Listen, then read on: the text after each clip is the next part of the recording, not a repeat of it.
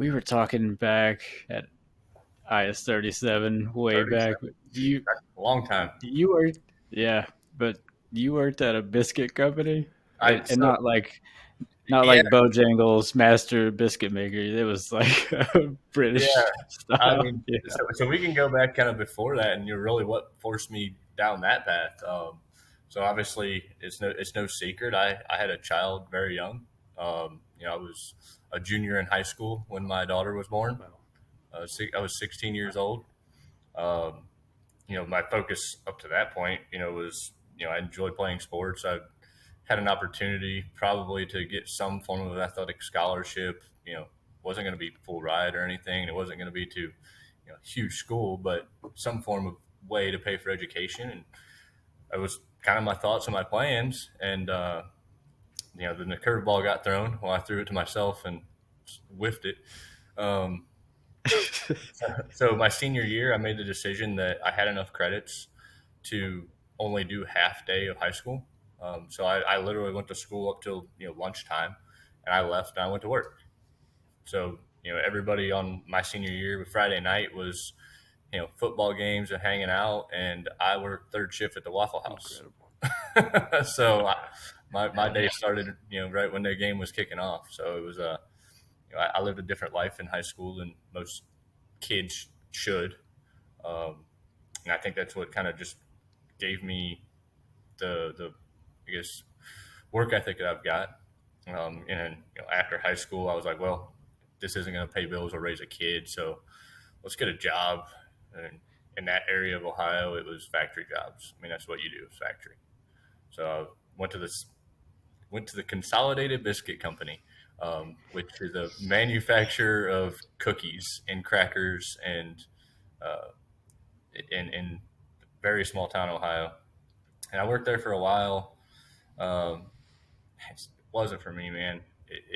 Factory work, it's repetitive. But I left there, went to another factory. I bounced around about two or three, four different factories up in that area. Then I landed a gig doing some residential construction for the most part. It's we repossessed homes for the banks. There was a bunch of foreclosures back in the time, so we change locks and do roof repairs and any electrical repairs, kind of getting these things ready to put on a market again. Did that for a long time. I think it was like 6 years I did that. And one day I was like, man, I need a career. I need something. So there's a lineman school or company that was out of Northwest Ohio. They have substation techs. They do industrial electrical, line work, HVAC work, all kinds of stuff. And they had an apprenticeship opportunity. So I was like, I'm gonna try. I knew few people that worked there, so kind of had the idea of what I needed to do to get in and how I needed to play my cards. So played that card, got into the substation apprenticeship, got through, got a journeyman certificate, the whole thing. Technically, I'm a lineman by trade. That's how I started. And that company started doing solar and was asking volunteers to go down to North Carolina to work on a project. And it's going to be a project. You'll be down there for a few months. No big deal. You'll be done. Come back to substations.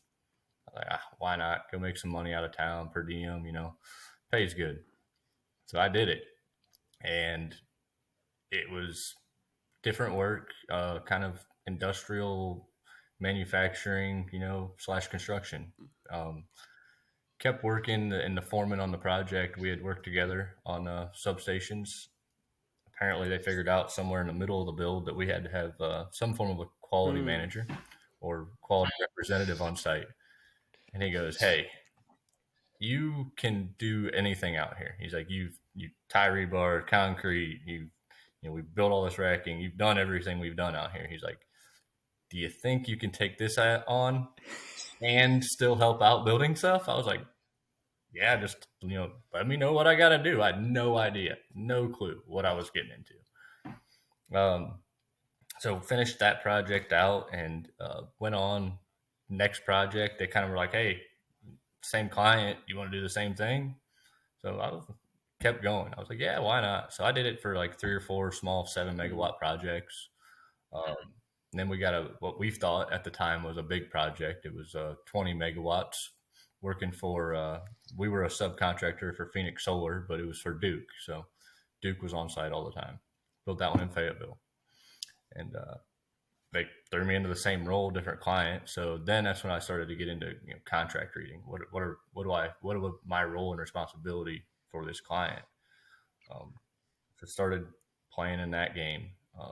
I guess I did well enough that after that job finished, I was working another project, same company, same thing. Phoenix Solar called me, like, hey, we really liked how you worked. Do you think you'd be interested in like a quality manager salaried position?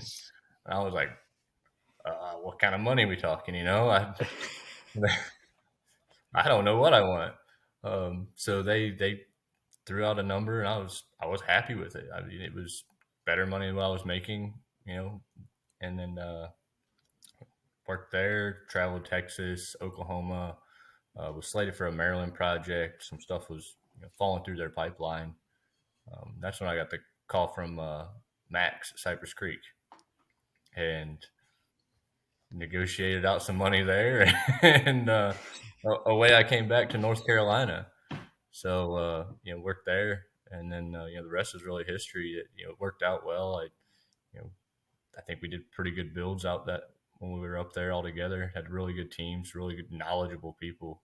Um, so I think that was a really really good experience, a really good builder for me, just because I'd never claimed to be the smartest person in the room, and I just know somebody that knows an answer. Oftentimes, you That's are most. definitely the smartest person in the room from what I've seen.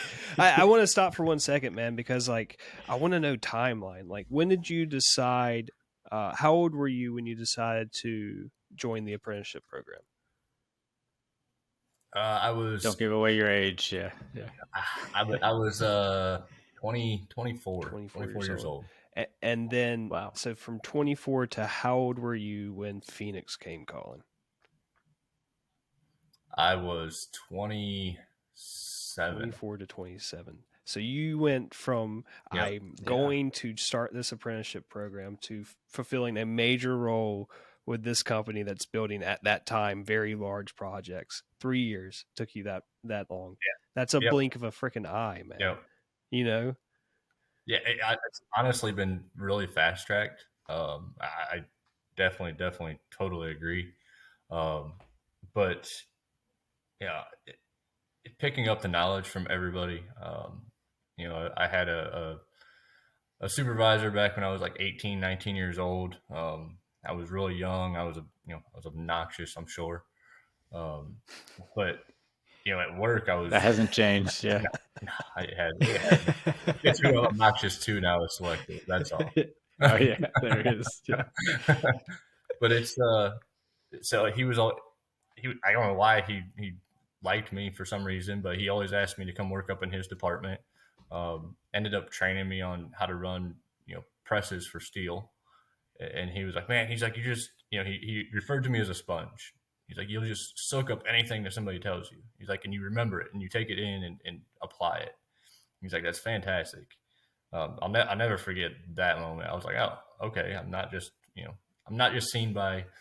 I kind of felt like I was limited. I'm not going to say I felt like I was more intelligent for the work I was doing, because if you stop learning, you start living. Or you stop living. Oh yeah. Yep. So, um, I always felt like when I was 20 years old that 30, 40-year-old guys at that time just they didn't take you seriously.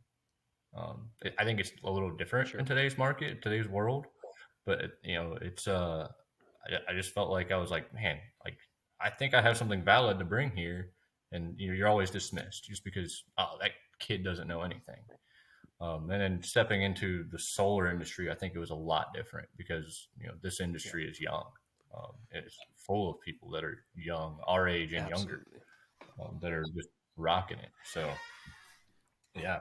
Yeah, it's been an interesting industry to be a part of because it is such a young industry, and it's been the solar coaster